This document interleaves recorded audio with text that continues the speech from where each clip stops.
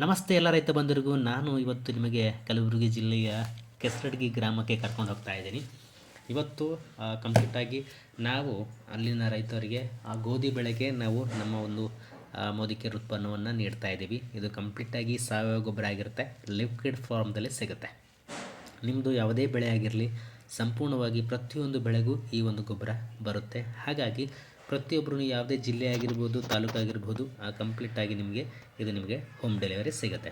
ಹಾಗಾಗಿ ನಿಮ್ಮ ಬೆಳೆ ಯಾವುದೇ ಆಗಿರಲಿ, ಎಷ್ಟು ದಿನದಿದೆ ಅಂತ ಹೇಳಿದ್ರೆ ಸಾಕು, ಯಾವ ರೀತಿ ನಾವು ಅದನ್ನು ನೀಡಬೇಕು ಅಂತ ಹೇಳಿ ಸಂಪೂರ್ಣವಾಗಿ ಮಾಹಿತಿ ಕೊಡ್ತೀವಿ. ಆದರೆ ಇಲ್ಲಿ ಗೋಧಿ ಬೆಳೆ ಕೊಡ್ತಾ ಇದ್ದೀವಿ, ನೋಡ್ತಾ ಇರ್ಬೋದು.